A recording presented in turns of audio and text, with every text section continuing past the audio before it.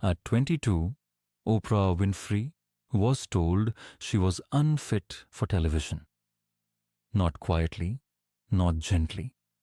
She was removed from her position as a news anchor and reassigned. A public demotion that, by every conventional measure, looked like the end. The woman who would one day speak to millions was told, first, that she had nothing worth saying. How does a seed survive being buried? The Bhagavad Gita offers an answer that has outlasted empires. In chapter 2, verse 47, Krishna speaks to a warrior paralyzed by fear and self-doubt. He says, "You have a right to perform your actions, but never to the fruits of those actions." This is not a consolation. It is a map. Krishna is not telling Arjuna to stop caring.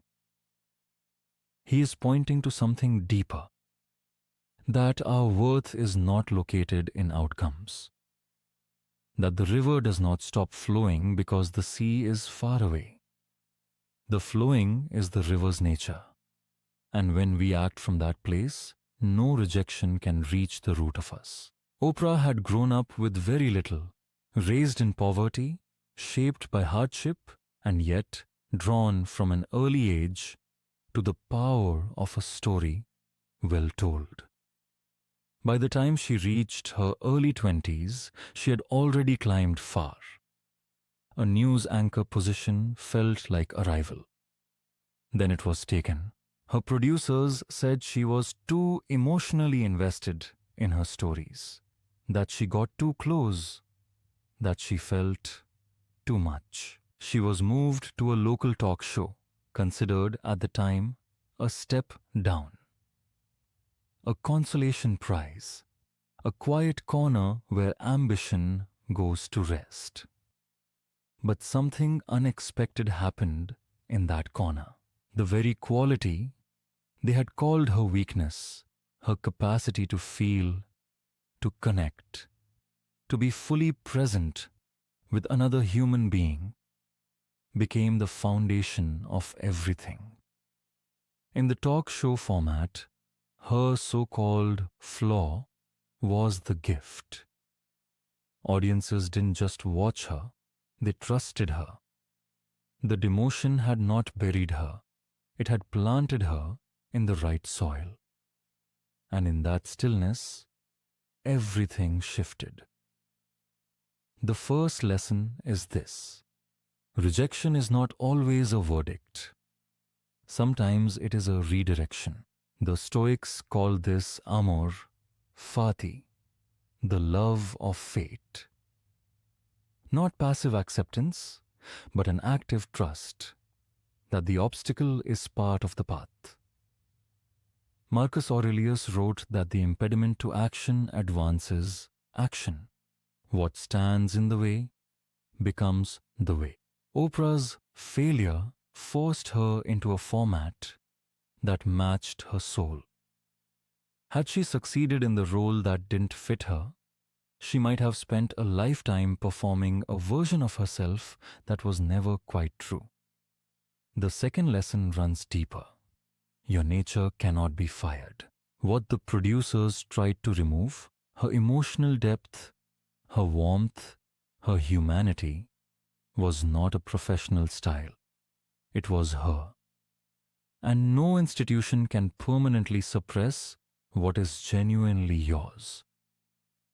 The Gita calls this svabhava, one's own nature. When you act against it, you wither. When you return to it, even through pain, you flower. The third lesson is the quietest. Early failure protects us from the wrong kind of success. A tree that grows too fast in shallow soil falls in the first storm. The years of struggle, the years of being underestimated, they drove the roots down. By the time the recognition came, she could hold it. Here is the practice. Think of one area in your life where you are measuring your worth by an outcome. a job, a relationship, a goal that hasn't arrived yet. Now ask yourself, am I still moving in the direction of my nature? Not toward applause, not toward approval.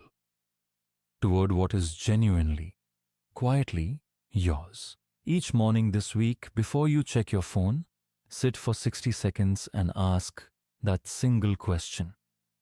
Write the answer down. Don't judge it.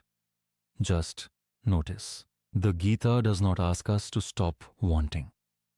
It asks us to act from the inside out, to let the quality of our effort be the thing we tend, and to hold the results more lightly, like water cupped in open hands. That is not resignation. That is freedom. A seed does not know it will become a tree. It only knows to push toward light. Oprah was buried at 22, and she grew, not because the rejection didn't hurt, not because she was immune to doubt, but because somewhere beneath the noise of other people's opinions, she kept returning to what was true in her, and she kept moving. Whatever has been taken from you, whatever door has closed, your nature remains.